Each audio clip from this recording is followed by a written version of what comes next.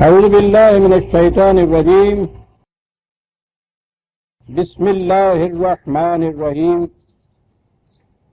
عزیزان من، آج اکتوبر 1973 کی 14 تاریخ ہے اور درس قرآن کریم کا آغاز سورہ یونس کی 64ویں آیت سے ہو رہا ہے 10/6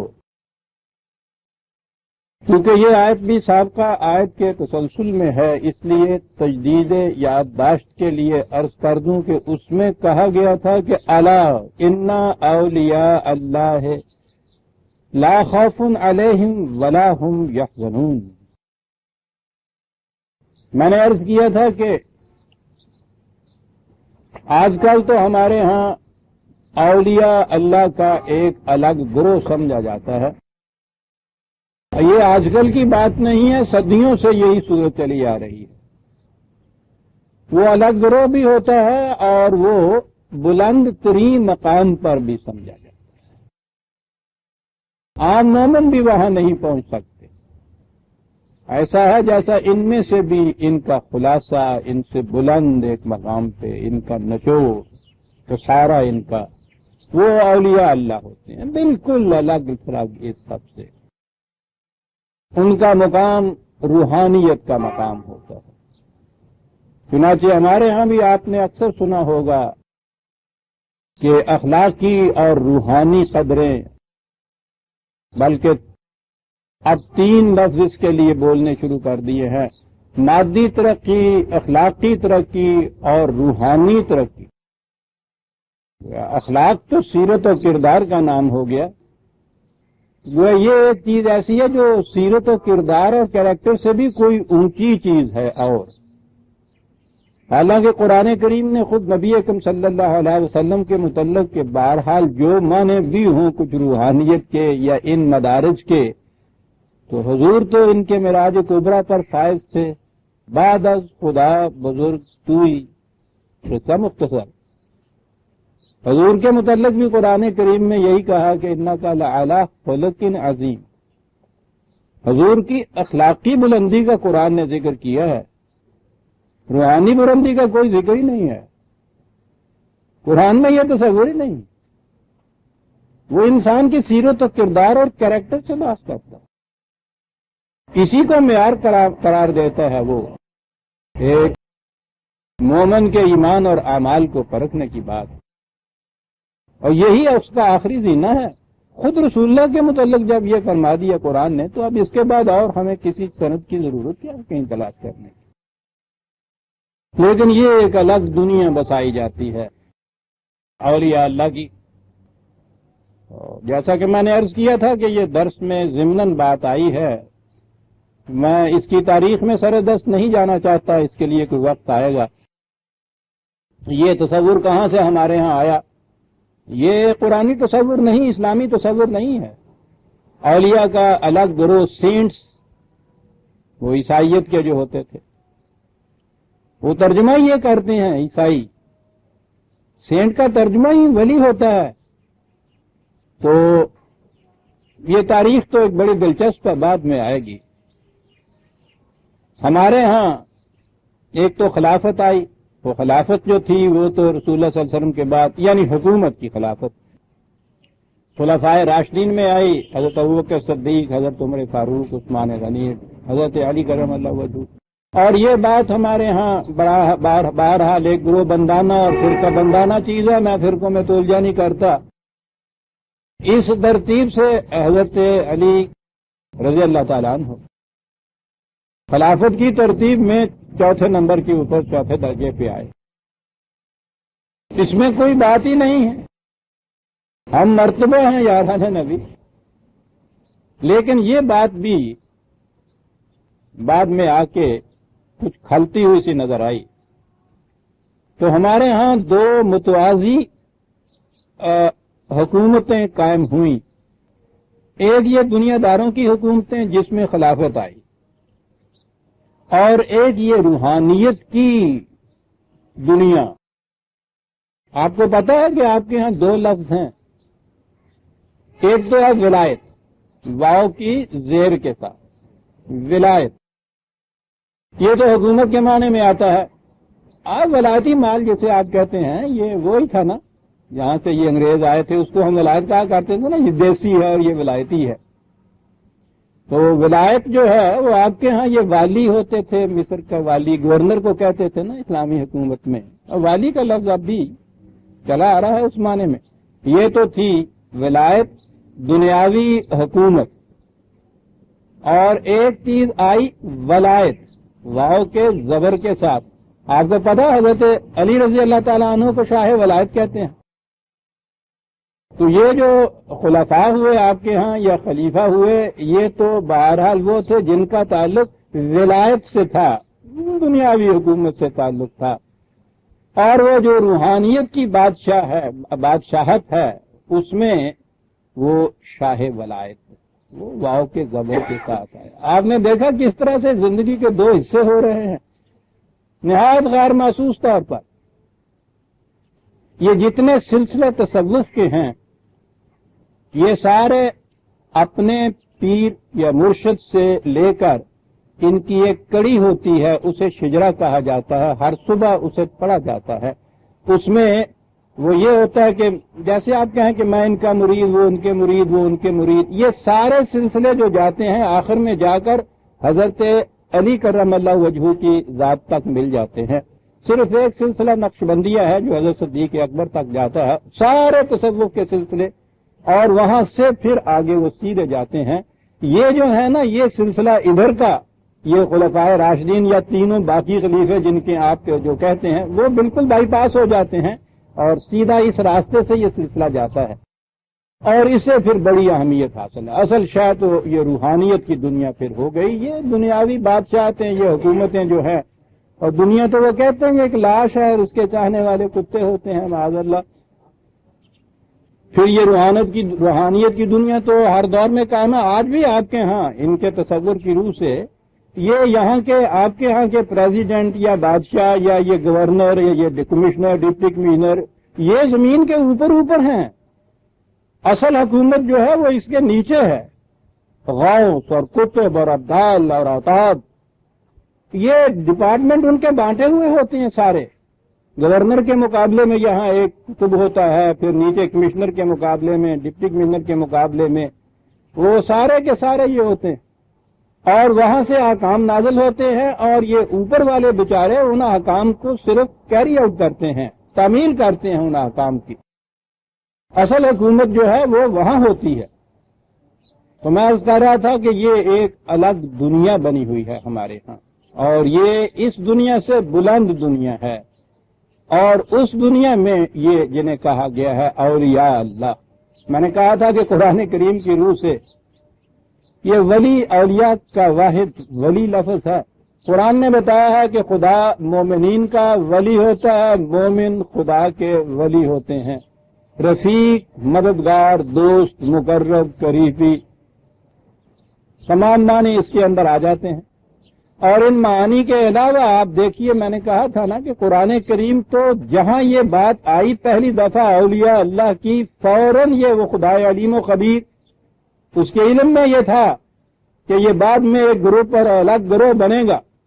اس نے وہیں وضاحت کر دی کہ یہ کوئی الگ گروہ نہیں ہے، الذین آمنوا وکانوا یتقون، یعنی وہ لوگ جو ایمان لائے اور انہوں نے تقوی کی زندگی بسر کی. تو یہ تو تمام مومنین کا شیوا ہے، اس کا مومن ہونا، متقی ہونا، بس یہی ہے وہ جو کہا گیا. ان کی خصوصیت بتائی، لا خوف علیہم ولا ہم یحزنون، ان پر کسی قسم کا خوف اور حزن نہیں ہوگا. تو وہ یہ ایک خصوصیت بتائی اولیاء اللہ کی. اور اس سے پہلے سورہ بقرہ کی ابتدا میں یہ بات کہی گئی، 2/38 سورہ بقرہ کی 38ویں آیت، آدم سے یہ کہا گیا کہ فَإِمَّا يَأْتِيَنَّكُم مِّنِّي هُدًى فَمَن تَبِعَ هُدَايَ فَلَا خَوْفٌ عَلَيْهِمْ وَلَا هُمْ يَحْزَنُونَ. یہی الفاظ جو یہاں مختص بتائے جاتے ہیں اولیاء اللہ کے لیے، وہاں یہ پوچھا کہ ہماری طرف سے ہدایت آیا کرے گی، فَمَن تَبِعَ هُدَايَ، جو بھی اس ہدایت کا اتباع کرے گا اس کا نتیجہ ہوگا لا خوف علیہم ولا ہم یحزنون. انہیں خوف اور حزن نہیں ہوگا۔ تو یہ صاف نظر آ گیا کہ یہ جو پہلی خصوصیت بتائی ہے لا خوف علیہم ولا ہم یحزنون، کوئی اولیاء اللہ کا الگ گروپ یا گروہ نہیں ہے کہ جن کے لیے یہ چیز ہے اور باقی مومنین جو ہیں وہ اس سے الگ کر دیے گئے ہیں، صرف ان کے لیے ہی ہو۔ وہ کہتا ہے فمن تبع ہدایا فلا خوف علیہم ولا ہم یحزنون۔ اتباع ہدایت خداوندی کا نتیجہ ہے کہ خوف اور حزن باقی نہیں رہے، اور قرآن کریم کے متعدد مقامات میں یہ الفاظ آئے ہوئے ہیں، خوف اور حزن نہیں رہتا، انہی کے لیے، مومنین کے لیے ہی آئے۔ یہاں خدا نے خود کہہ دیا کہ الذین آمنوا وکانوا یتقون، پہلی خصوصیت تو ان کی یہ بتائی۔ اگلی خصوصیت بتائی کہ لہم البشری فی الحیات الدنیا وفی الآخرہ، ان کے لیے اس دنیاوی زندگی میں بھی بشارتیں ہیں، خوشخبریاں ہیں، مجدہ جا فضا ہیں، اور آخرت میں بھی ان کے لیے یہی وعدے۔ اب یہ آیا بشرا حیات دنیا میں اور آخرت میں۔ پہلی چیز تو یہ لیجئے، نہیں پہلے اسی دنیا کی بات لیجئے۔ روحانیت کی دنیا میں اب کہا یہ گیا، نبوت تو ختم ہو گئی ذات رسالت مآب صلی اللہ علیہ وسلم پر، خدا کی طرف سے وحی کا سلسلہ اختتام کو پہنچ گیا۔ اسی کو خدا سے ہم کلام ہونا کہا جاتا ہے۔ قرآن نے وحی کے علاوہ کوئی اور سلسلہ نہیں بتایا خدا سے ہم کلامی کا، اور جب وحی کو ختم کر دیا حضور کی ذات پر صلی اللہ علیہ وسلم، خدا سے ہم کلامی کا سلسلہ ختم ہو گیا۔ اسی کو ختم نبوت کہتے ہیں۔ لیکن آپ کے ہاں اس بات نے چرچا اور شورا تو اب اختیار کیا نا، جب کہا کہ صاحب مرزا غلام احمد نے دعوی نبوت کر دیا، اب ختم نبوت کا ایک تصور ہوا، پھر ایک موومنٹس پیدا ہوئی، یہ سارا کچھ قصہ ہوا۔ کبھی سوچا بھی ہے آپ نے کہ ختم نبوت کی یہ مہر یا دروازہ جو تھا یہ ٹوٹا کب؟ یہ نبوت کیا تھی؟ خدا سے ہم کلامی تھی، خدا سے براہ راست علم حاصل ہونا تھا۔ یہ ختم ہوا تو خدا سے براہ راست علم حاصل ہونا یا خدا سے ہم کلام ہونا ایک بات ہے۔ وہی کو خدا نے اپنا کلام کہا ہے، اسے قرآن کو آپ کلام اللہ کہتے ہیں یا نہیں؟ یہی تو کلام ہے خدا کا۔ تو یہ وہی کے ختم ہونے کے معنی ہم کلامی ختم ہوئی نا؟ نہیں، ختم نبوت پر تو ایمان ہے، اور ہم کلامی جو ہے اس کا سلسلہ جاری ہے۔ یا اللہ! اور پھر نبی کی تو یہ صورت تھی کہ جب بھی ادھر سے وحی آتی تھی اسے یہ وحی ملتی تھی۔ چنانچہ یہ چیز ہے کہ درمیان میں وقفہ بھی پڑتا تھا، وحی نہیں آتی تھی۔ نبی کے یہ اختیار میں نہیں تھا کہ جب جی چاہے خدا سے بات کر لے، یعنی خدا ادھر سے بات کرتا تھا۔ یہ سلسلہ ختم ہوا جب یہاں آگے چلے ہیں یہ اولیاء اللہ کی ہم کلامی، تو جب ان کا جی چاہے خدا سے بات کر لے، اور پھر یہ تو ہر رات کو اس کے ہاں اس کی مجلس میں ہوتے، جو جی میں آئے اسے کرا لاتے تھے، دستخط کرا لاتے تھے۔ یہ آپ دیکھ رہے ہیں کہ وحی کا سلسلہ ختم ہے، ختم نبوت ہے۔ اس کے متعلق ہمارے ہاں اتنی شہرت بھی برپا کی جاتی، اس میں شبہ نہیں کہ دین کی بنیاد ختم نبوت کے عقیدے پہ ہے۔ لیکن آپ دیکھیے کہ لفظ وہ نبوت اور وحی تو چھوڑ دیا، ہم کلامی خدا سے باقی ہے۔ یہ الہام ہے، یہ کشف ہے، وہی نہیں کہتے۔ اچھا جی، ایک اور چیز آگے آئی، یہ بشرا۔ کہا تھا نا کہ ان کے لیے دنیاوی زندگی میں بشرا بشارتیں۔ کہا کہ وحی کا سلسلہ تو ختم ہو گیا، مبشرات خدا کی طرف سے ہوتی۔ آپ کو پتا یہ ایک اصطلاح ہے ان کے یہاں، مبشرات کا سلسلہ جاری۔ یہ یہیں سے ہی اولیاء اللہ کے لیے بشرا، مبشرات خدا کی طرف سے ان کو بشارتیں ملتی ہیں۔ اور مبشرات میں یہ کہتے ہیں کہ یہ رؤیا صادقہ، خوابیں جو ہیں یہ اس میں شامل ہیں۔ خوابوں کے ذریعے سے بھی یہ خوشخبریاں ملتی ہیں اولیاء اللہ کو، ان کو بتا دیا جاتا ہے آنے والے واقعات کو اور ان تمام چیزوں کو خوابوں کے متعلق، اور یہ مبشرات بتائی گئی تھا۔ ان کے خوابوں کی تو یہ کیفیت کہ یہ ساری اپنی پیش گوئیوں کا مدار خوابوں پر رکھتے ہیں، انہیں مبشرات کہتے ہیں۔ اولیاء اللہ کی ان لوگوں کی خوابوں کی تو یہ کیفیت، اور ساتھ ہی ہمیں یہ بتایا جاتا ہے، یہ حدیث ہے آپ کے ہاں کی، اور حدیث کی تمام کتابوں میں یہ چیز موجود ہے کہ نبی اکرم صلی اللہ علیہ وسلم نے مدینہ میں خواب دیکھا، مکہ بھی فتح نہیں ہوا تھا، حج کے لیے یہ جا نہیں سکتے تھے مدینہ کے مسلمان وہاں، خود رسول اللہ صلی اللہ علیہ وسلم بھی ہجرت کے بعد مکہ تشریف نہیں لے گئے، عربوں نے قریش نے وہاں اتنی پابندی لگا رکھی ہوئی تھی۔ تو یہ چیز قرآن میں ہے کہ رہ کے حضور کے دل میں مقدس آرزو بن کے اٹھتی تھی کہ اس نظام، اس خلافت، اس حکومت خداوندی کا مرکز تو مکہ ہے اور وہ ان کے قبضے میں، اور ہماری یہ حقیقت کیفیت کہ ہم وہاں جا بھی نہیں سکتے۔ تو یہ ایک حدیث میں ہے کہ حضور نے خواب دیکھا کہ آپ مکے گئے ہیں اور طواف کر رہے ہیں، میں وہ روایت بیان کر رہا ہوں۔ تو یہ بات جب آگے بڑھی اور حضور نے فرمایا، اور حضور اس خواب کی بنیاد پر تیار ہو گئے حج کے لیے، تو جب حضور تیار ہوئے تو پھر تمام صحابہ کرام یعنی جتنے بھی جماعت مومنین تھی، حضور کی معیت میں ہم رکابی کا شرف حاصل کرنے کے لیے ساری جماعت ساتھ ہو گئی اس خواب کی بنیاد پر۔ اور آگے جا کے ہمیں بتایا جاتا ہے کہ قریش نے انہیں مکے سے ورے روک لیا حدیبیہ کے مقام پر، اور وہاں سے آگے نہیں بڑھے، نہ حج کیا نہ مکے میں داخل ہو سکے، وہیں ان سے صلح کر کے وہیں سے واپس لوٹا۔ میں کہہ یہ رہا تھا کہ ایک طرف حضور نبی اکرم صلی اللہ علیہ وسلم کے خواب کے متعلق یہ بتایا جاتا ہے کہ اس خواب کی بنا پہ، اور حضور کو اس خواب پر اتنا بھروسہ تھا، اتنا یقین تھا کہ اس خواب کے بنا پر حضور حج کے لیے ارادہ ہی نہیں کیا، تشریف لے گئے وہاں تک۔ کہتے ہیں کہ 50,000 کے قریب حضور کے ساتھ میت تھی، اور اس روایت کے مطابق وہ خواب پورا نہ ہوا، واپس آنا پڑا۔ حضور کے مبشرات کی تو یہ کیفیت، اور ان کے مبشرات کی یہ کیفیت کہ جناب ہر پیشین گوئی کا مدار خواب کے اوپر، اور کہا کہ ہماری اس دعوے کی دلیل جو ہے وہ ہمارے خوابوں کا پورا ہونا ہے۔ معاذ اللہ، رسول اللہ صلی اللہ علیہ وسلم کے خواب کی تو یہ صورت، ان کے خوابوں کی یہ کیفیت، مبشرات ان کے ہاں کی۔ سوچیے عزیزان من، ہم کہاں ہیں؟ یہ تو دوسری چیز ہے کہ پھر حضور نے اس کے بعد مکہ فتح ہوا، حضور گئے، یہ سب چیزیں اور ہیں۔ میں اتنا سا ٹکڑا لینا چاہتا ہوں جن کو یہ مبشرات کہتے ہیں۔ تو خوابوں کی دنیا، اس کے اوپر صاحب ایک ہم کلامی کا سلسلہ، وحی کی نوعیت میں سے وہ کہتے ہیں 40واں حصہ وہ ہوتا ہے، وحی کے پھر حصے کیے گئے۔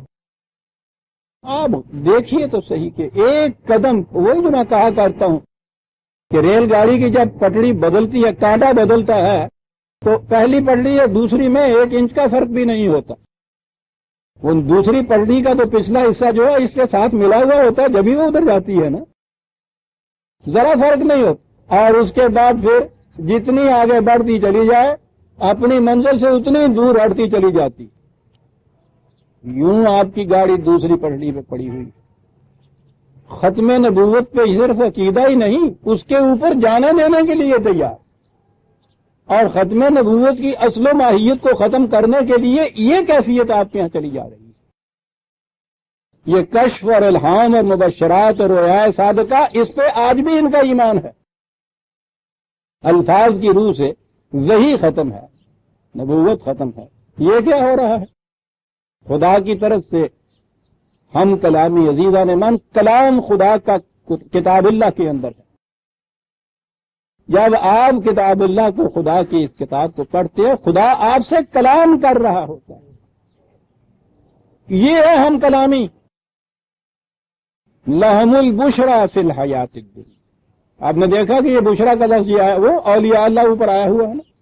پہلے تو لا خوف علیہم ولا ہم یحزنون، صاحب یہ لا خوف علیہم ولا ہم یحزنون کہتے ہیں، دیکھ لیجئے صاحب وہاں بیٹھے ہوئے ہیں ننگ دڑھنگ، گالیاں دے رہے ہیں ساری دنیا کو، کسی کی ضرورت نہیں پڑتی کچھ کہا جائے، تو کسی دیوانے کو بھی کوئی کچھ نہیں کہتا، ہمیں پتھر کھانے والے کو۔ کہ جی دیکھیے یہ تکیوں زاویوں کے اندر یہ لوگ بیٹھے ہوئے ہیں، کہیں جاتے نہیں آتے نہیں، ان کو کسی کی محتاجی نہیں، کچھ نہیں، ٹھیک ہے وہ تو نہیں جاتے، اب تم ذرا جانا آنا چھوڑ دو نا، پھر دیکھیں ان حضرت صاحب کو ہم دیکھیے کیا یہ ہے، لا خوف علیہم ولا ہم یحزنون لہم البشریٰ۔ میں نے عرض کیا کہ یہ جو ہم کلامی ہے یہ تو خدا کی کتاب ہے۔ آپ حیران ہوں گے، نہیں حیران کیوں ہوں گے، آپ نے بھی تو یہ سب کچھ پڑھا ہوگا۔ خود قرآن مجید کو خدا نے خود بشرا کہا۔ پہلی چیز تو یہ دو ایک آیتیں پیش کرتا، سورہ النحل 16/89، 16 وہی 80 اور 9، قرآن کریم وَنَزَّلْنَا عَلَيْكَ الْكِتَابَ تِبْيَانًا لِكُلِّ شَيْءٍ وَهُدًى وَرَحْمَةً وَبُشْرَى لِلْمُسْلِمِينَ۔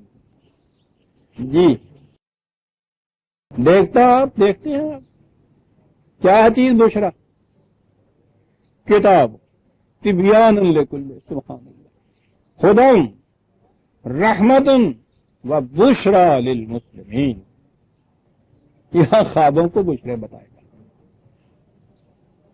میں نے عرض کیا ہے نا کہ اس ہم کلامی کو ہی کہتے ہیں نا یہ۔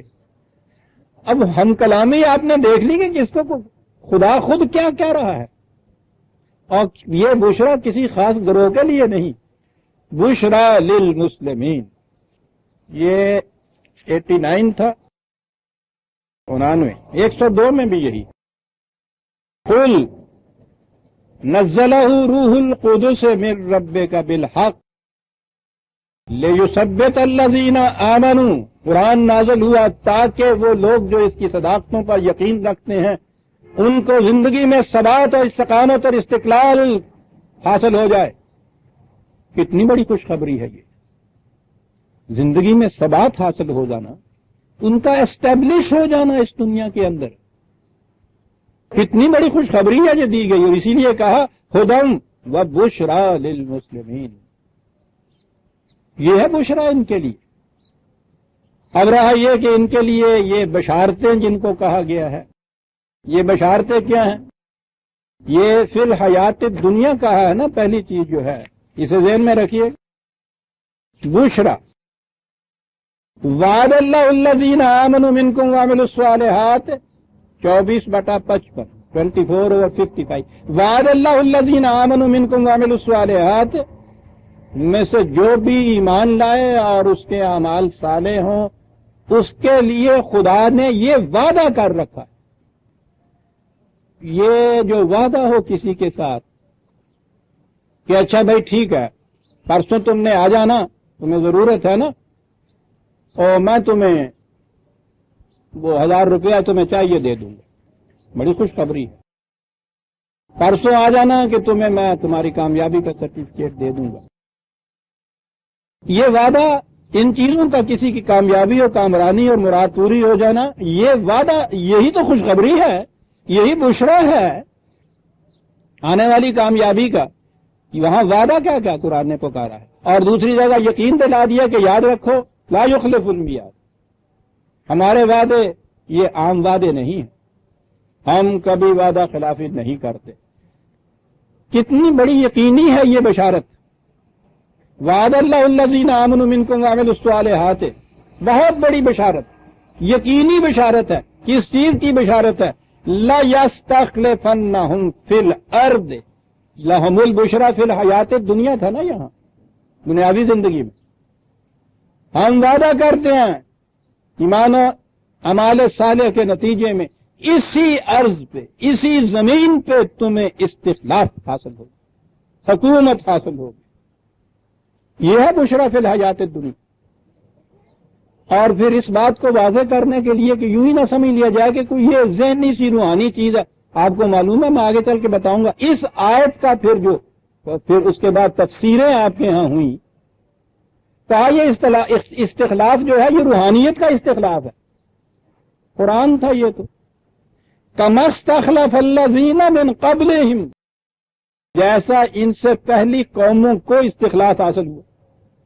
تو وہ تو کوئی ایسی چیز ہے نا جسے قرآن نے شہادت میں پیش کیا ہے شہادت میں تو وہ چیز پیش کی جا سکتی ہے جو محسوس طور پہ سامنے نظر آئے، کسی کی ذہنی چیز تو شہادت میں پیش ہی نہیں کی جا سکتی، اور روحانیت تو ایک ذہنی چیز ہے، ذہنی سے بھی آگے ہے کچھ، قوموں کے متعلق ہے۔ پھر اس سے پہلے بھی قوموں کو یہ چیز حاصل تھی۔ مقصد اس سے کیا تھا؟ وَلَا يُمَكِّنَنَّ لَهُمْ دِينَهُمُ الَّذِي ارْتَضَىٰ لَهُمْ، جس نظام زندگی کو ان کے لیے خدا نے پسند کیا ہے اس کا تمکن ہو جائے۔ یہ تمکن کا لفظ آپ دیکھیے کیا ہے، اسٹیبلش کر دیں۔ قرآن میں یہ لفظ خود، یہ حکومت کے معنوں کے اندر سارے قرآن میں ہے۔ ان مکناہم فی الارض تامرون الناس، وہ سورہ حج کی یہ آیت۔ یہ وہ لوگ ہیں کہ جب انہیں تمکن زمین میں حاصل ہوگا تو پھر یہ ہمارے معروف کو نافذ کریں گے، منکرات کو روکیں گے۔ تمکن، تاکہ دین کو تمکن حاصل ہو جائے۔ استخلاف کی پہلی شرط نہیں بلکہ مقصد استخلاف کا، نتیجہ استخلاف کا دین کا تمکن، نظام زندگی جو قرآن دیتا ہے اس کا تمکن ہے، وہ تو حکومت ہی کے ذریعے ہو سکتا۔ اور اگلی چیز وَلَا يُبَدِّلَنَّهُم مِّن بَعْدِ خَوْفِهِمْ أَمْنًا، اور تاکہ ان کا جو موجودہ خوف ہے وہ اس کے بعد امن سے بدل جائے۔ یہی لا خوف علیہم ولا هم يحزنون، یہ جو کہا تھا تاکہ انہیں خوف نہ رہے، حزن نہ رہے، اس کے کہا کہ یہ ہو ہی اس صورت میں سکتا ہے جب انہیں تمکن حاصل ہو دنیا کے اندر۔ تمکن کے بغیر آپ سمجھتے ہیں حزن کو تو چھوڑ دیجئے، خوف جا سکتا ہے۔ تمکن میں تو کمزوری آ جائے تو عزیزان ایمان دن رات خوف طاری رہتا ہے، جیسا ہم پہ خوف طاری رہتا ہے۔ حالانکہ مملکت اپنی ہے، وہ قوت، وہ تمکن جسے کہا جاتا ہے، اس میں کوئی ذوق آ گیا نا۔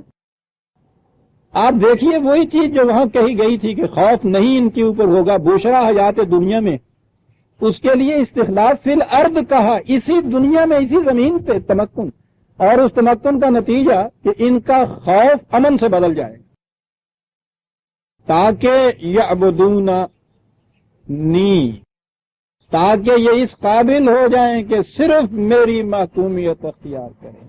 اور یہ تو قرآنی نظام مملکت میں ہی ہو سکتا ہے عزیزان محمد۔ یہاں بشرا اور مبشرات جو مل رہے ہیں وہ انگریزوں کی غلامی کے زمانے،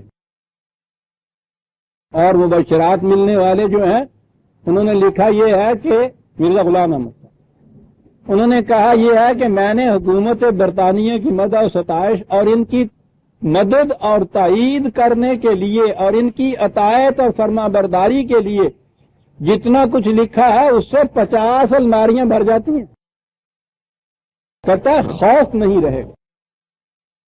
ایک عرضداشت گزاری ہوئی ہے بحضور لیفٹیننٹ گورنر صاحب بہادر، ان سے کہا یہ گیا ہے اس کے اندر کہ میں نے اتنا کچھ لکھا ہے آپ لوگوں کی حکومت کی استحکام، تمکن، اس کی اطاعت، فرما برداری، وفا شعاری میں، تو اس وفا شعاری کا اتنا تو مجھے صلہ دو کہ یہ مولوی میرے پیچھے پڑ گئے ہیں، ان سے حفاظت کا سامان کرو۔ لا خوف علیہم ولا هم يحزنون والے مبشرات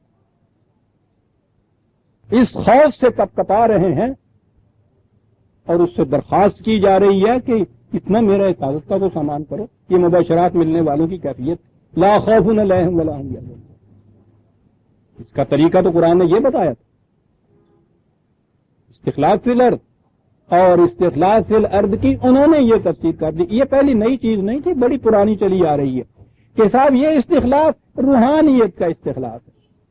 اور آپ کو پتا ہے کہ آپ کے یہاں ان تصوف کے خانوادوں میں، معلوم نہیں آپ ان وادیوں میں گئے یا نہیں، ہم سے پوچھیں، ان کے ہاں خلیفہ ہوتا ہے، ایک تو وہ مرشد اس وقت کا ہوتا ہے نا، اس کے بعد ان کے خلیفہ ہوتا ہے، خلفاء ہوتے ہیں۔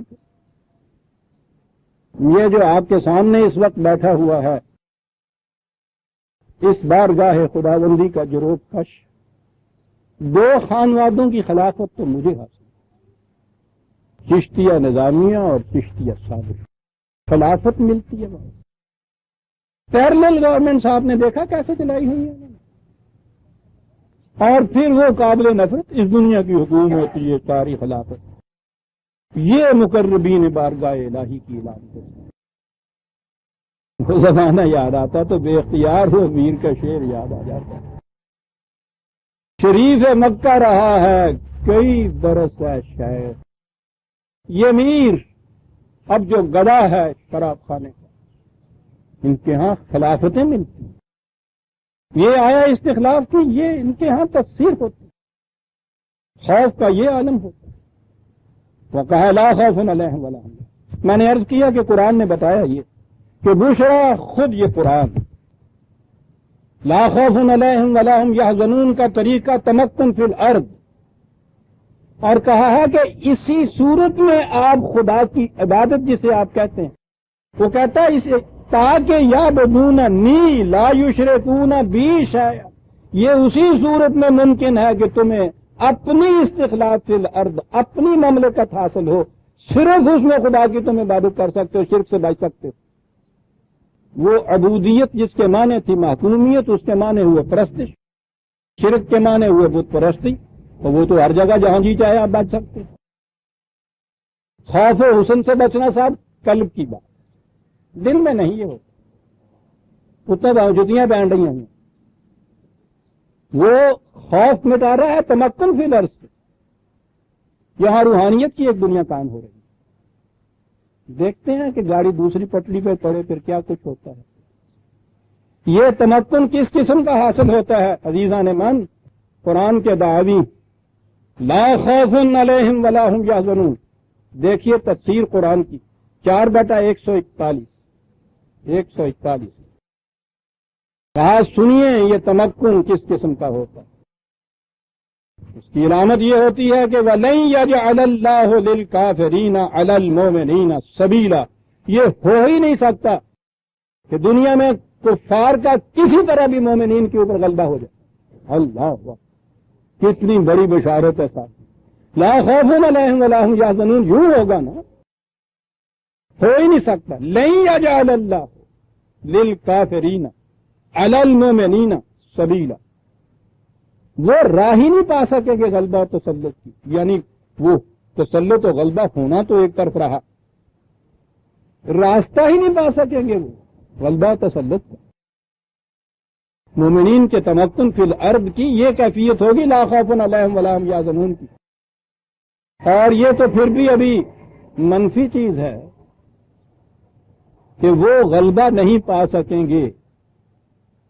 قرآن تو آگے جاتا ہے ابھی بیٹا عزیزان من 3/138 3/138.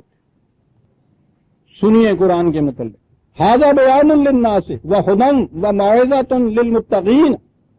قرآن تمام عالم انسان کے لیے حقائق کو بیان کرنے، واضح بیان کرنے والا، ہدایت و معذرت متقین کے لیے.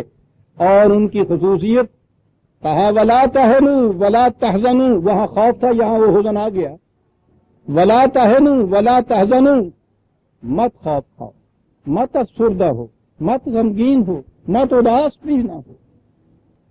کیوں؟ وانتم الاعلون، تم ساری دنیا میں غالب آؤ. ان کنتم مومنین، اولیاء ہونے کی تو ضرورت نہیں بتائی. یہ تو صرف مومن ہی یہاں صرف کہا، اس لیے کہ وہ تو دونوں ایک ہے نا قرآن کی روح سے. چونکہ تم مومن ہو اس واسطے اعلان، عربی جاننے والے جانتے ہیں اس سے اوپر کا سیگا ہی کوئی نہیں ہوتا، سپرلیٹو ڈگری ہے. کائنات میں سبحان ربی الاعلی، وہی ہے نا اعلیٰ کا. اور اس کی اطاعت کرتے ہوئے، اس کی رہنمائی میں چلتے ہوئے، اس کے یہ بندے جو ہیں ان کی کیفیت یہ اعلان، اس عرض میں اعلان انہیں حاصل ہے. غور فرمایا لا خوف علیہم ولا ہم یحزنون کہ کیا تفسیریں ہو رہی ہیں قرآن کی. کوئی غیر مسلم تمہارے اوپر غلبہ نہیں حاصل کرتے، تم اعلان ہو گئے ساری دنیا کے اندر. الا ان اولیاء اللہ ہے لا خوف علیہم ولا ہم یحزنون الذین آمنوا وکانوا یتقون. وہاں مومن صرف کہا تھا یا موعظۃ للمتقین کہا ہے، دونوں ہی تو چیزیں یہاں کہی تھی، ایمان و تقویٰ دونوں کے متعلق یہ بتایا گیا. اس سے بڑی اور بشرا بھی کوئی ہو سکتی ہے؟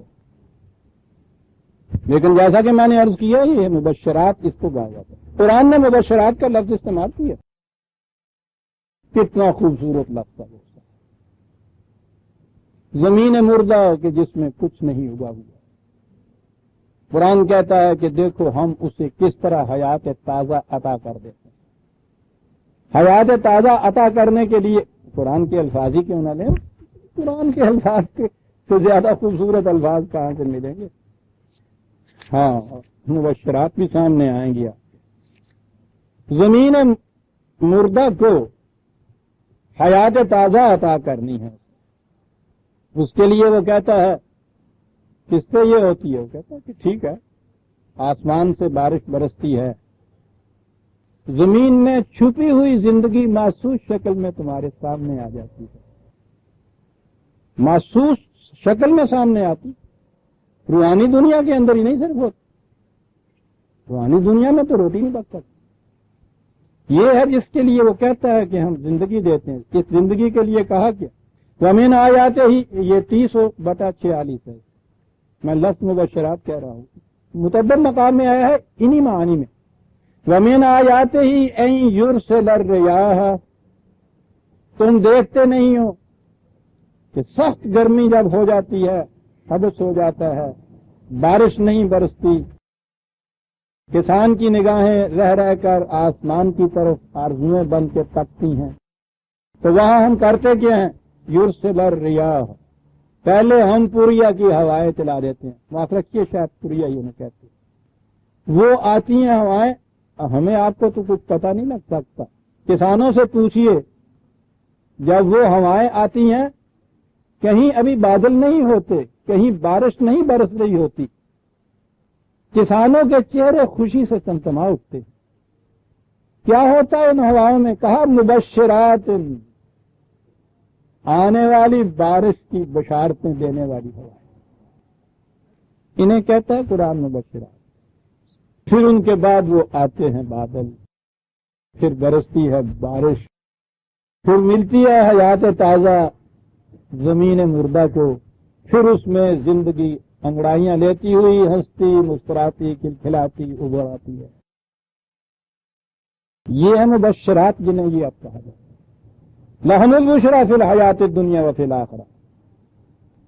آپ نے عزیزان من سن لیا کہ یہ مومنین اولیاء جن کو کہا ہے ان کی علامات کیا بتائیں. پہلی چیز تو یہ ہے کہ وہ الذین آمنوا وکانوا یتقون. کوئی الگ گروہ نہیں ہے ایمان اور تقوی والے. سیدھی بات. ایک چیز یہ کہ لا خوف علیہم ولا هم یحزنون، خوف اور حزن نہیں ہوگا جماعت مومنین. پہلی چیز. خوف اور حزن جائے گا تمکن فی الارض سے، جسے استخلاف کہا گیا. اپنی مملکت متمکن ہوئی، اسٹیبلش ہوئی، اس کی قوت کا یہ عالم کہ کوئی کافر، کوئی غیر مسلم اس پہ غلبہ اور تسلط کی راہ نہیں پا سکے گا. اور اس کی کیفیت یہ کہ ساری دنیا میں اعلان ہوں گے، یہ سب غالب ہوں گے ساری دنیا کے اندر. یہ ہے وہ بشرا جو مشارتیں جو دی ہیں ان کے لیے. اور سنیے عزیزان من کہ یہ شاعری نہیں ہے، غور سے سنیے گا کیا کہا لا تبدیل لکلمات اللہ. یہ ہمارے وہ قوانین ہیں جن میں کبھی تبدیلی نہیں آتی. کیسی واضح عمدی محسوس معیار ہمارے سامنے آ گیا اس بات کے پرکھنے کا کہ کوئی مومن ہے یا نہیں، کوئی مسلم و متقی ہے یا نہیں، کوئی اولیاء اللہ ہے یا نہیں. لا تبدیل لکلمات اللہ. یہ نہیں ہے کہ کسی زمانے میں یہ بات ہوئی تھی پھر اس کے اندر یہ بات کچھ تبدیل سی ہو گئی. پہلے استخلاف فی الارض کے معنی دنیا کی حکومت تھی، پھر یہ روحانیت کا عالم آ گیا. وہ مبشرات وہ تھی کہ جو اعلان کی خوشخبریاں دیتی تھیں، اب وہ روحانی دنیا کے اندر کی خوشخبریاں رہ گئیں. وہ ولایت تھی یہ ولایت ہو گئی، وہ زمین کے اوپر تھی یہ نیچے چلے گئے. لا تبدیل لکلمات اللہ. ان میں تبدیلی نہیں آتا.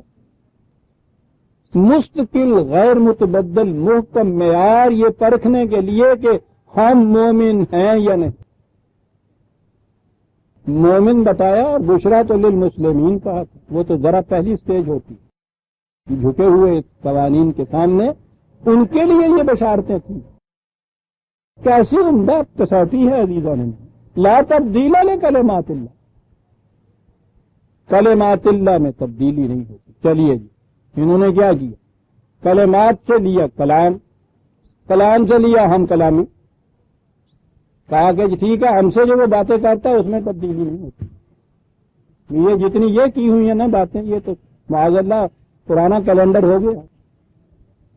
لا تبدیل لکلمات اللہ، اور یہ جو کچھ کہا گیا ہے اوپر، یہ کسی مصیبتوں سے چھٹکارے کا نام نہیں ہے کہ چلیے صاحب نئے تیر کمانے ہیں نہ سیاد کمین ہے، جیسے میں کفش سے مجھے آرام بہت ہے، یہ ہے نا نجات آپ کے یہاں کا تصور، جو ہے نجات کا تصور ہے قرآن۔ سیلویشن کے معنی ہے کسی مصیبت سے چھٹکارا حاصل کرنا، وہ کہتا ہے یہ کوئی مصیبت میں تم پھنسے، چھٹکارے کی بات ہی نہیں۔ ذالک هو الفوز العظیم، یہ اچیومنٹ ہے، عظیم اچیومنٹ۔ ایمان و اعمال صالح کا نتیجہ فوز ہے عزیزان من، نجات نہیں۔ نجات کا تصور تو مذہب میں ہوتا ہے، وہ پہلے انسان تو کسی مصیبت میں پھنسا ہوا دکھاتا ہے۔ ہر انسانی بچہ عیسائیت کے عقیدے کی روح سے اپنے اولی ماں باپ کا گناہ اپنے بوجھ کے کمر کے اوپر لاد کے آتا، اس گناہ سے وہ چھوٹ نہیں سکتا اعمال کی وجہ۔ سارے انسان اس مصیبت میں پھنسے، اعمال کے ذریعے ممکن ہی نہیں۔ وہ جیسا میں آپ کو سمجھایا کرتا ہوں، ان کے عقیدے کی روح سے میں بات کیا کرتا ہوں کہ وہ خدا انسان پیدا بھی کیے چلے جاتا ہے، ہر انسان جو پیدا ہوتا ہے وہ گناہ کا بوجھ اپنی کمر پہ لاد کے آتا ہے، یہ بوجھ وہ اتار سکتا نہیں، اس کی وجہ سے اس نے جہنم میں جانا ہے۔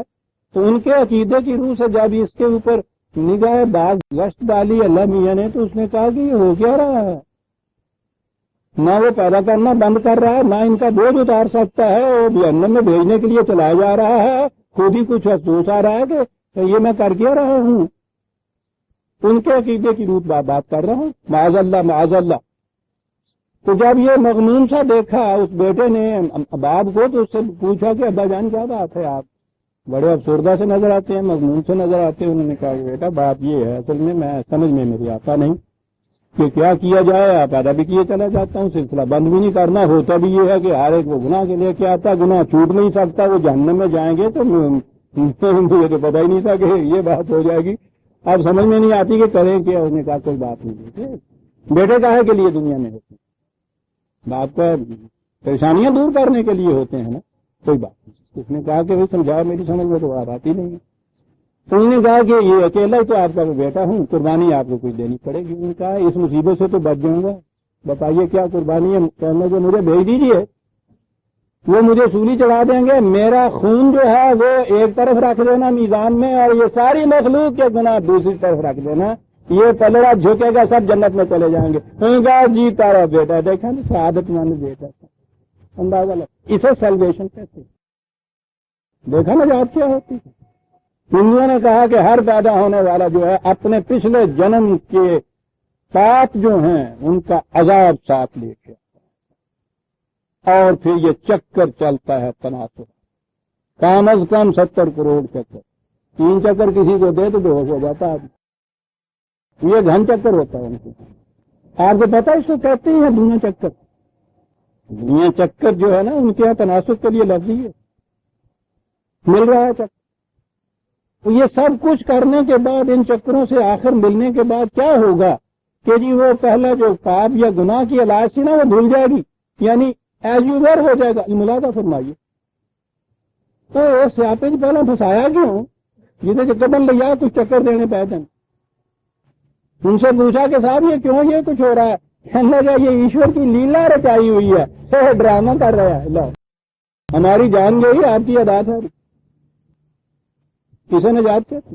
مکتی، ان کے یہاں یہ سوچ، یہ آپ کے یہاں کے تصور و بدانت والے اور آگے، ان کا نہیں ہے، یہ سب غلط۔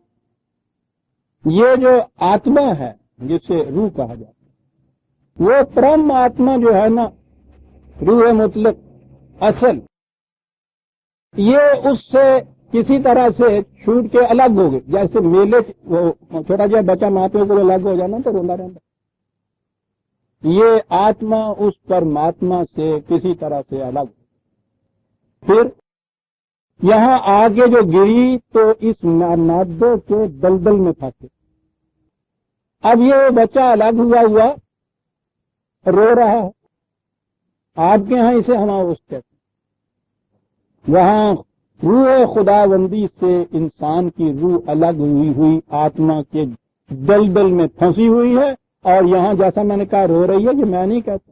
وشنو آج نئے چون حکایت آج جدائی آج حکایت. تشبیہ میں وہ کہتے ہیں ہم بات کرتے ہیں اس بنسری کو سنو یہ روتی کیوں ہے؟ اس لیے کہ نجستہ جو تھا وہاں سے کٹ کے الگ ہو گئی ہے، رو رہی. علاج اس کا کیا ہے؟ یہ جتنا یہ مادی دنیا ہے ان کا ترک الگ کر دو. ہر چیز کو چھوڑتے چلے جاؤ. ہر چیز جو مادی تھی جتنا اسے چھوڑتے چلے جاؤ گے اتنی ہی یہ آپ کی آتما پوتر ہوتی چلی ہے. ویدانت ہندوؤں کا بالکل لفظ یہ ہے آپ کے یہاں جو ترجمہ ہوا ہے. اور جس وقت یہ ساری علائشیں بھول جائیں گی یہ جو الگ ہوئی روح یا آتما ہے یہ پرماتما میں جا کے مل جائے گی. اسے وصال کہتے ہیں. آپ کو پتا ہے کہ اس کے لیے واصل بالحق ہو گیا. یہ لفظ کیا ہے؟ بڑا فروغ ہوتا ہے لفظوں کے اندر اسی جانے میں. وصال ہو جاتا، مل جاتا ہے. فراق کے صدمے الگ ہوئی روح وصال کی کیفیتیں اور لذتیں مل گئی وہاں جا کے واصل بالحق. ہر ایک بولتا ہے میں واصل بالحق ہوں. عیسائیوں نے اس طرح کے دنیا کے لیے جو سینٹس تھے ان کی تو خیر کہانیاں چھوڑیے. یہ اللہ کی بیٹیوں نے کہا کہ سر ہمارے لیے بھی کچھ کیجیے. یہ سارا کچھ جو تھا اس نے تو اپنا بیٹا بھیجا تو بیٹوں کو تو لے گئے. بیٹی اس کے تھی نہیں جو وہ بھیجتا تو ہم بیٹیوں کا کیا بنے گا؟ انہوں نے کہا کہ ٹھیک ہے آپ بھی یہ ننز کی زندگی بسر کیجیے، تجرد کی زندگی. شادی نہیں یہاں ہوگی. بہت اچھا. آپ کو پتا ہے کہ انہیں وہ جو ابن اللہ ہے یا مسیح ہے ان کی عروس یا دلہن کہا جاتا ہے وہاں. تو یہاں تو وہ چیز جو ہے وہ منگنی تک ہی رہتی ہے، آگے نہیں بڑھتی.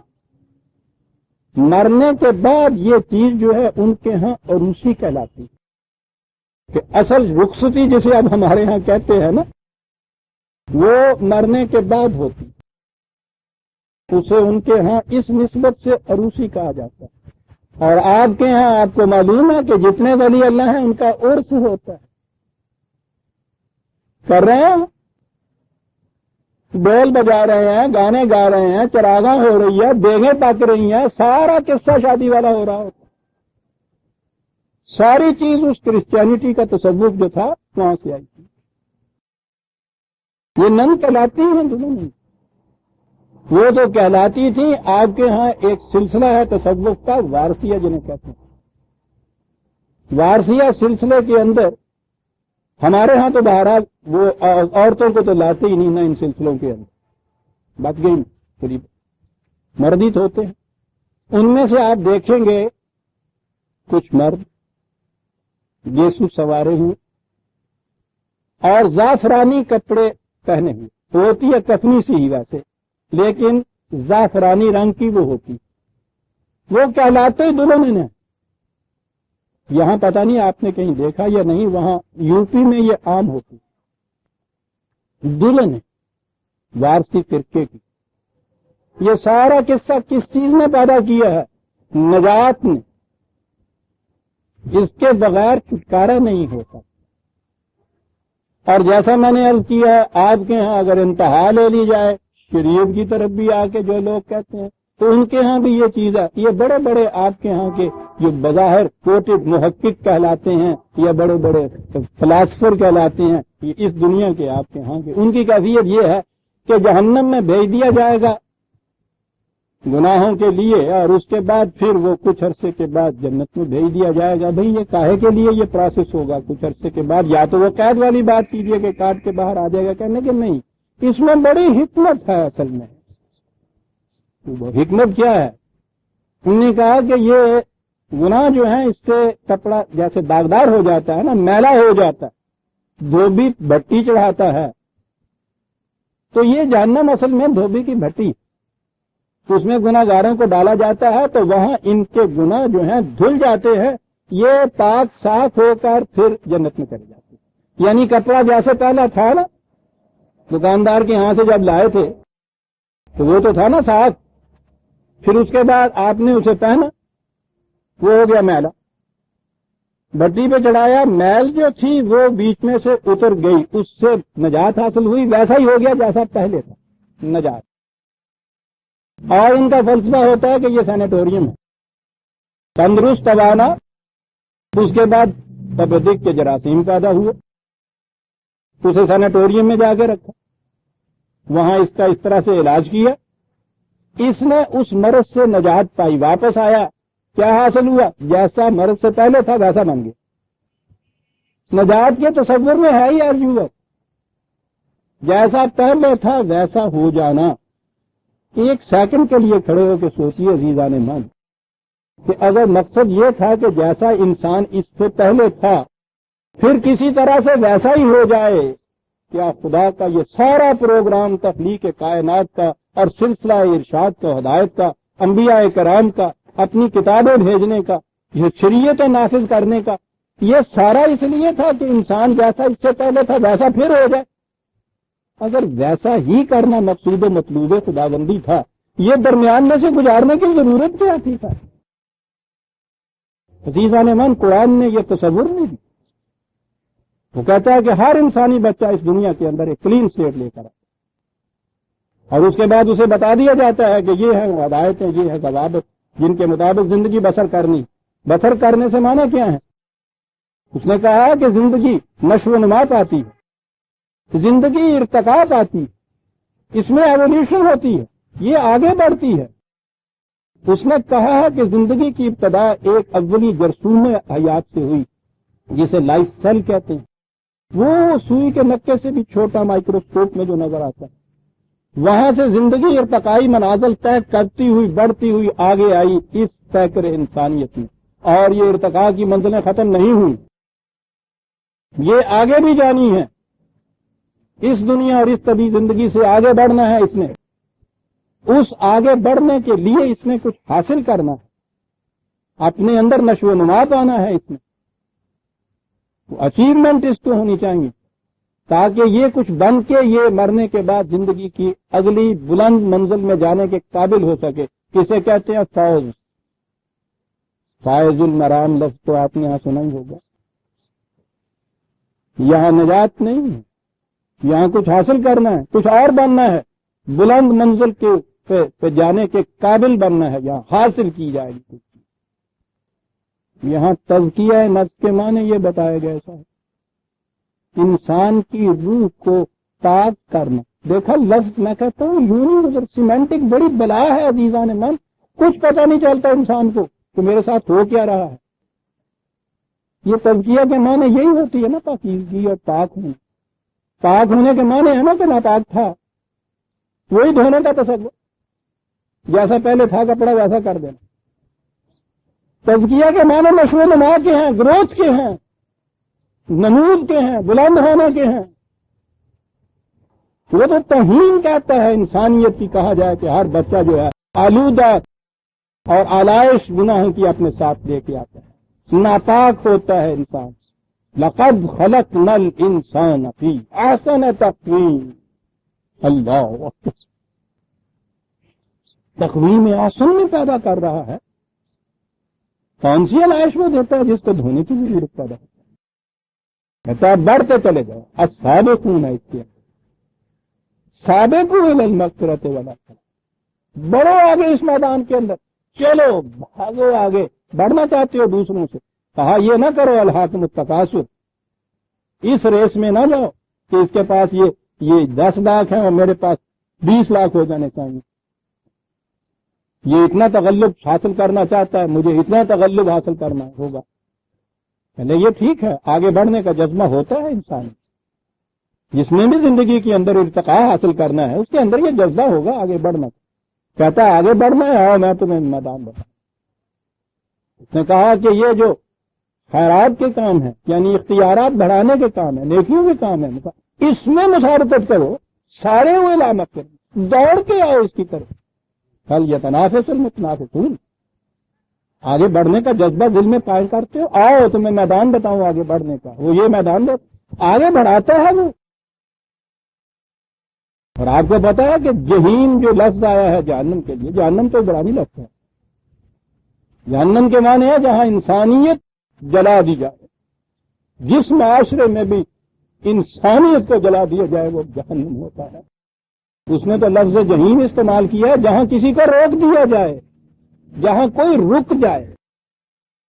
زندگی بڑھنے والی تھی، زندگی جوئے روان ہے تو رواں خواہر دور. اس نے تو جنت کا بھی آخری مقام قرار نہیں دیا، اسے بھی راستے میں سستانے کا مقام کہا.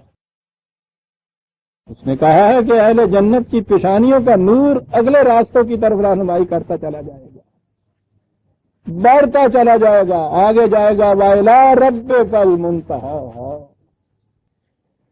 بات کہیں اور چلی جائے. زندگی میں آگے بڑھنا ہے عزیزان میں، اوپر بلند ہونا ہے. ان کا خدا ذی المعارج ہے، سیڑھیوں والا خدا ہے. اس میں ہر قدم جو اٹھتا ہے بلندی کی طرف جاتا ہے. اس لیے قرآن کریم نے کہا ذالک ھو الفوز العظیم. حالات کیا تھے جن میں یہ آیتیں نازل ہو رہی ہیں؟ مکے کی زندگی دیکھیے تو صحیح، یا ابتدائی مدینے کی زندگی. چاروں طرف سے مشکلات و مصائب کا ہجوم تھا، پریشانیوں میں گھری ہوئی تھی. یہ یورشیں کر کے آ رہے تھے یہ سارے حملہ آور. ان حالات میں ان سے کہا جا رہا ہے لہم البشریٰ فی الحیات الدنیا، تمہارے لیے بشارتیں، لا تخف ولا تحزن ان اللہ معنا. وہ کہہ رہا ہے اس پہاڑ کی تنہائی میں جہاں نظر بظاہر مایوسیوں نے گھیرا ڈال رکھا ہوا تھا، وہ وہاں کہہ رہا ہے کیوں خوف کرتے، کیوں حزن پیدا ہو رہا ہے، خدا ہمارے ساتھ. ان حالات میں جہاں یہ گھرے ہوئے تھے ان سے کہا لہم البشریٰ فی الحیات، کہا لا تبدیل لکلمات اللہ، قطعاً تبدیلی نہیں آئے گی، یاد رکھو. ذالک ھو الفوز العظیم. اور آگے پتا کیا کہا، ولا یحزنک قولہم، ان کی باتیں تمہیں غمگین کیوں نہ کر دے. کہ یہ قولہم ہی تو ہے، یہ ڈگڈگی جو بجاتے ہیں، یہ جو پروپیگنڈا کیا جاتا ہے، یہ بڑی بلا ہے. یہی نہیں قولہم کہ انہوں نے کوئی آگے ایک بات کی تھی، یہ جس کا لفظ کا ترجمہ آج پروپیگنڈا آپ کے یہاں کیا جاتا ہے. ابلیس نے جب کہا تھا اللہ میاں سے کہ کوئی بات نہیں ہے، آپ نے مجھے دھتکار تو دیا ہے، اسے بہت سر پہ تو چڑھا لیا ہے، چہیتا بنا کے بھیجیے ذرا زندگی میں، چھوڑیے اس میدان کے اندر، مجھے بھی اسے بھی چھوڑ دیجیے، اور پھر دیکھیے کہ میں کرتا کیا ہوں اس کے ساتھ. وہاں جو لفظ آیا ہے اس میں یہ ہے وہ کھبی دیتے ہیں نا، وہ رسی سے تھوتنی کو باندھ دیتے ہیں، اس سے لیے پھرتے ہیں، لگام بھی نہیں. کہا چھوڑیے ذرا اس اپنے چہیتے، پھر دیکھیے اس بنی آدم کے ساتھ میں کیا کرتا ہوں، کھبی دوں گا. اور آگے جو ہے کیا کیا چیزیں کروں گا، اس میں ایک چیز ہے صوت. آوازوں سے اس کو اتنا گھبراہٹ پیدا کروں گا کہ میدان چھوڑ کے بھاگ جائے گا. یہ صوت کے ذریعے سے جو اس نے کہا تھا کہ پاؤں تلے سے زمین نکلوا دوں گا ان کی. کون سی یہ صوت ہے؟ چلا رہے ہیں نا آپ 2 ہفتے سے کہ امرتسر کے ٹی وی نے ستیہ ناش کر دیا سارے ملک کا. یہ صوت ابلیسی ہے. کا علاج چلانا تو نہیں. آپ کے ہاں سے صوت بشریٰ ملنی چاہیے تھی قوم کو. لا تحزن ولا تہنوا وانتم الاعلون. عزیزان ایمان، اگر 25 سال تک یہ آواز بلند کی جاتی اس قوم کی، وہ تو تصویروں کے اوپر جاذبیتیں پیدا کرتی ہیں. معاف رکھیے بیٹیاں میری موجود، محسوس پیکروں میں جاذبیتیں یہاں پیدا کرنے کے لیے آ جاتے، کوئی آنکھ اٹھا کے نہ دیکھ. بشریٰ نہیں دیا اس قوم کو. یہ ہے علاج جو قرآن بتاتا ہے. وہمل بشرا فی الحیات الدنیا، یہ بشرا ہے جس سے آگے بات ہو جاتی ہے. ولا یحزنک قولہم، ان کا پروپیگنڈا، جس کو خدا کی طرف سے بشارتیں مل رہی ہوں وہ اس پروپیگنڈے سے مجنون و افسردہ ہو جائے. وہ تو اس لیے ہو جائے کہ یہاں بشارت ہی نہیں تھی. 25 برس سے مایوسی کی فضائش کی قوم کے اوپر طاری کی جائے. مایوسی کو تو قرآن نے کفر کہا. سوچتے ہیں کبھی آپ؟ یہ پھر صحیح بتاؤں گا کب. ولا یحزنک قولہم، ان کا یہ پروپیگنڈا تمہارے دل میں حزن نہ پیدا. یحزن کا پروپیگنڈا سے خوف نہیں عائد ہوتا، دل ڈوبتا ہے. کوئی توپ نہیں جلائی انہوں نے، لیکن یہاں دل ہیں کہ ڈوبے جا رہے ہیں. ولا یحزنک قولہم، کیوں یہ تمہیں غمگین نہ کر دے. کہا تم نے ہی تو کہا تھا اس غار کی تنہائی میں کہ لا تخف ان اللہ معنا، خدا ہمارے ساتھ ہے. جس خدا کی معیت کا تم نے ایمان رکھا ہوا ہے تو تمہیں پتا ہے ان العزت للہ جمیعا، قوت اور اقتدار تو سارا اس کے اختیار کے اندر ہے. ان سے کیوں ڈر رہے؟ الفاظ کا چکر. عزت للہ عربی زبان میں عزت ذلت کے مقابلے میں آتا ہے. اس کے معنی غلبہ ہوتا ہے، قوت ہوتی، اقتدار ہوتا ہے. خدا جب اپنے آپ کو عزیز کہتا ہے تو صاحب اقتدار کہتا ہے. معنی اس کے یہ ہوتے ہیں. وہاں سے جو گاڑی پڑی دوسری پڑ لی. عزیز من، تمہیں یہ بات سمجھ میں نہیں آئی. دیکھا یہ لفظ کیا بن گیا؟ وہ العزیز، عزیز من، یہ کچھ ہو گیا. میری اس سے عزیز داری ہے. اور آگے بڑھے، یہاں آگے وہ مجھے بڑا عزیز ہے کوئی نسبت اس لفظ کے اصلی معنی سے ان چیزوں کو؟ اور پھر جسے آپ عزت کہتے ہیں وہ بھی بہرحال ایک ذرا سی شرافت کے معنوں میں رہ گئی. یہ معزز صاحب قوت کوئی بھی نہیں ان میں سے ہو. یہاں تو جو ذرا سب سے زیادہ جھکا ہوا ہوتا ہے، جس کے لیے تلقین ہمارے یہاں ہوتی ہے کہ ہو جا کخ مسیدہ، سب رونتے چلے جائیں تم اور جھکتا چلے. جتنا زیادہ کوئی یہ شریف اور معزز عزت والے جتنے بھی ہیں ان کے لیے یہ الفاظ استعمال ہوتے تھے. عزت کے معنی یہ آ گئے، یعنی وہ چیز جس کے بالکل ضد میں یہ لفظ آتا تھا وہ کمزور ہونا. ذلت کے معنی توہین نہیں ہوتی، اس کے معنی کمزور ہونا ہوتا ہے عربی زبان میں. عزت کے معنی قوت والا ہونا ہوتا ہے. خدا العزیز تھا تو اس کے بندوں کو العزیز ہونا تھا. یہ تھی جو عزت تھی. اب وہ ذہنی نوشن ہمارے یہاں رہ گیا ایک عزت کا. یہاں کہا لا یحزنک قولہم، ان کا یہ پروپیگنڈا تمہیں مغموم نہ کر دے کہیں، اس لیے کہ ان العزت للہ جمیعا، قوت اور اقتدار ان کے ہاتھ میں نہیں ہے. وہ تو قوانین خداوندی کے اتباع کرنے سے حاصل ہوگا. اور پھر یہ نہیں ہے کہ جس کے پاس یہ عزت اور اقتدار ہے اب معلوم پتہ نہیں کہ اس کا خبر بھی ہونے پائے یا نہیں. وہ اس لیے تو غالب روتا تھا کہ ہم نے مانا کہ تغافل نہ کرو گے. یقین ہے اس پہ نہ کرو گے تم، لیکن خاک ہو جائیں گے ہم تم کو خبر ہونے تک. تو مشکل یہ ہے کہ تم تک خبر ہی نہیں پہنچ سکے گی ہماری. کہا یہ کہ کیوں ان سے ڈرتے ہو، ان کے پروپیگنڈے سے کیوں مغرور و خاطر ہوتے ہو؟ قوت اور اقتدار ہمارے پاس باقی رہا. تمہارا یہ خوف کہ خاک ہو جائیں گے ہم تم کو خبر ہونے تک بالکل نہیں ہوگا. سمیع العلیم، کیا کتاب ہے یہ، بسیار خوباں دیدہ اما تو چیزیں دی گئی. خسرو نے بھی جو انتہائی بات کہی تھی بڑی خوبصورت تھی محبوب کے لیے، کچھ اور اقبال نے اس کتاب کے لیے کتابیں نے یہ کتاب نہیں ہے. اس کے بعد ذہن میں تھا کہ آپ دیکھیں کیا کہتا ہے یہ کیا ہے. اس کے لیے میں کہتا ہوں کہ 7 جلدوں میں لکھ جاتا تو وہ تو قرآن کہتا ہے کہ 7 سمندر بھی ہو جائیں گے تو یہ چیز جو اختتام پہ نہیں پہنچے گی. کہ کیا کہتا ہے پھر اگر یہ کتاب نہیں ہے تو کیا ہے؟ وہ تو عجیب نے کہا کہ ان کتابیں نے چیزیں دیگر است، ساری بات کہے گی هو السمیع العلیم۔ اس لیے اب یہ دیکھیے لا جو ان کا کام قوت ہو ساری اس کے پاس، صاحب اقتدار وہ ہو ہمارے ساتھ۔ یہاں تو کہتے ہیں کہ سید ہے کوتوال اب ڈرتا ہے، یعنی تھانے دار اگر آ کر کسی کا دوست ہو جائے تو وہ یہ کہتا ہے کہ مجھے اب کس سے ڈرنے کی بات، تو کہتے تم کیوں ڈر رہے ہو؟ پہلی چیز تو یہ ہے کہ ان العزت للہ جمیعا، وہ تو اقتدار ہمارے ہاتھ میں ہے سارے کا سارا، اور ہم وہ ہیں کہ یہ نہیں کہ تمہاری حالت سے بے خبر رہیں گے، ہم تک تمہاری بات اس وقت پہنچے گی جب تم ڈوب چکے ہوئے ہوگے۔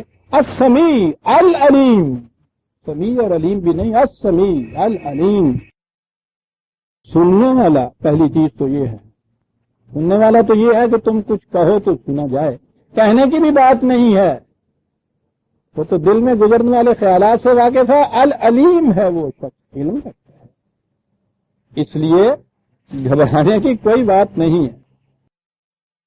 کہا اب یہ کچھ اندازہ لگانا چاہتے ہو کہ یہ جو العزت للہ کہا ہے، اس کی عزت، اس کا اقتدار کتنا بڑا ہے؟ ہو سکتا ہے نا کہ جس نے ہمیں کہا کہ گھبرائیے نہیں، ہم آتے ہیں جنگ میں تمہارا ساتھ دیتے ہیں، ہم یہ کہیں کہ صاحب ان کے اپنے پاس کیا ہے، وہ معلوم نہیں کہاں تک دے گا، اس کی ہلا شیری کے اوپر میں کود جاؤں تو کیا؟ کہا ہم نے کہا کہ ان العزت للہ جمیعا، یہ کہا ہے نا۔ اب جمیعا کی تفسیر سنیے، الا سن رکھو، ان للہ من فی السماوات و من فی الارض، یہ جمیعا کی تفسیر ہے۔ کائنات کی پستیوں اور بلندیوں میں جو کوئی بھی ہے، جو کچھ بھی ہے، سارا اس کے قبضہ اقتدار کے اندر۔ اور یہ جو تمہیں کھڑکھڑا کے گھبرا رہے ہیں پراپیگنڈے سے، تمہیں پتا ہے کہ یہ جن جن کو آوازیں دے رہے ہیں کہ آنا ذرا، ان کی کیا کیفیت ہے؟ وما یتبع الذین یدعون من دون اللہ شرکاء وان یتبعون الا الظن وان هم الا یخرصون، ان کو بلا رہے ہو، یہ تو برف کے بنے ہوئے بات ہے، سورج نکلنے دیجئے پگھل کے پانی ہو جائیں، ان کا خارج میں وجود ہی کچھ، ظنوں کے آس، ان کے ذہن کے بنائے ہوئے خدا، ان کے اپنے خیالات کی بخشی ہوئی عزت۔ پہلے تو یہ بات شاید نہ سمجھ میں آ سکتی ہو عزیزان من، اس دور میں تو یہ بالکل سمجھ میں بات آتی ہے۔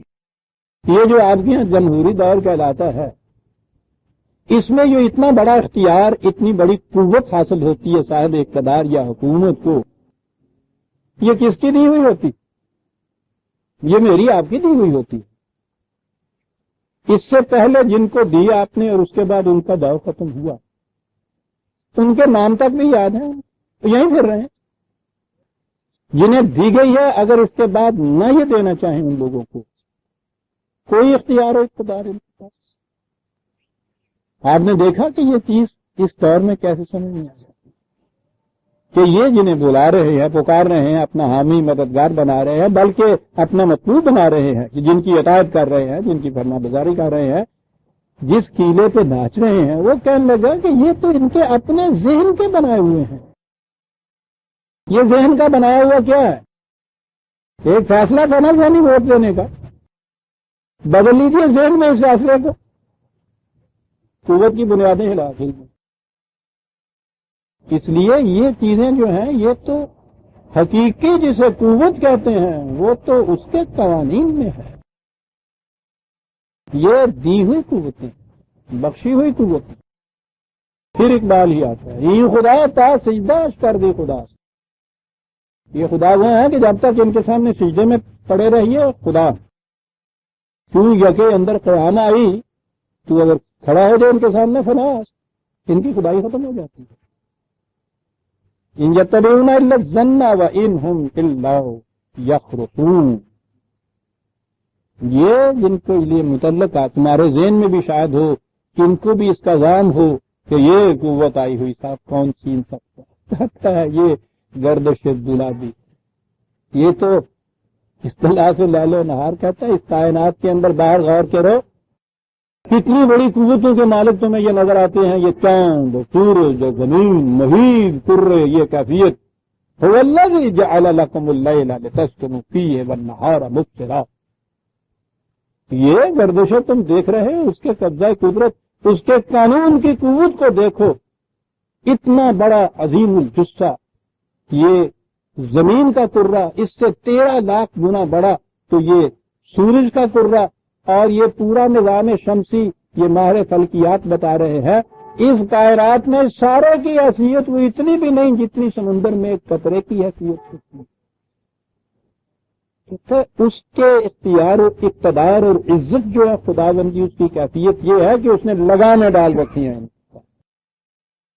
یہ ہو نہیں سکتا کہ سورج کی رفتار میں انچ کے کروڑویں حصے کا بھی کبھی فرق آ جائے، ایک سیکنڈ کے لیے بھی اپنے وقت سے ذرا بار ڈیوٹی کے اوپر. سوچتے ہو یہ رکھتی ہے یہ قوت، وہ ان قوتوں کا مالک. اور ہم تو تمہیں صرف یہ لیل نہار کی بات بتا رہے ہیں کہ یہی تمہاری سمجھ میں سر دست آئے گی، اس کی قوت کا اندازہ ہے. پر بات ایسی یہ ہے کہ ہم نے تمہیں تو وہی سطحی طور کے اوپر تمہارے ذہن کے مطابق سمجھائی ہے. ان فی ذالک لآیات لقوم یسمعون. یہ باتیں جو ہم کہہ رہے ہیں ان میں حقیقت تک پہنچنے کی نشانیاں.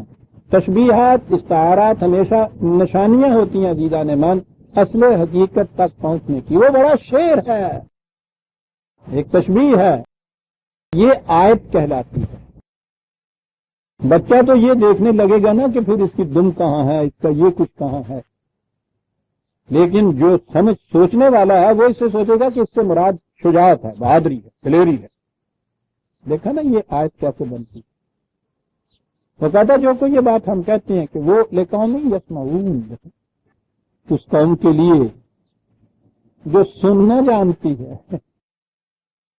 سنتے تو سارے ہی ہیں طبی طور پہ. آپ کو یاد ہے کہ آیت پہلے آئی کہ تو سمجھ رہا ہے جو تمہاری ماسر میں جو بیٹھے ہیں تمہاری طرف دیکھ رہے ہیں، کہا تھا نا کہ وہ ینظرون فلا یبصرون، فرق بتایا تھا. دیکھ رہے ہیں اور پھر وہی بات جو میں نے وہ کہی تھی، دوسرا لفظ ہے نہیں ہمارے. کہا تھا کہ بظاہر نظر آئے گا، سن رہے ہیں، کانوں سے تو بہرے نہیں دیتے، سن نہیں رہے ہیں. اب کیا میں بتاؤں، سن کو زور سے بول تم اور کیا کہوں میں. سننے اور سننے میں بڑا فرق ہوتا. وہ کہتا ہے یہ اعلانات ان کے لیے جو سننا جانتے ہیں.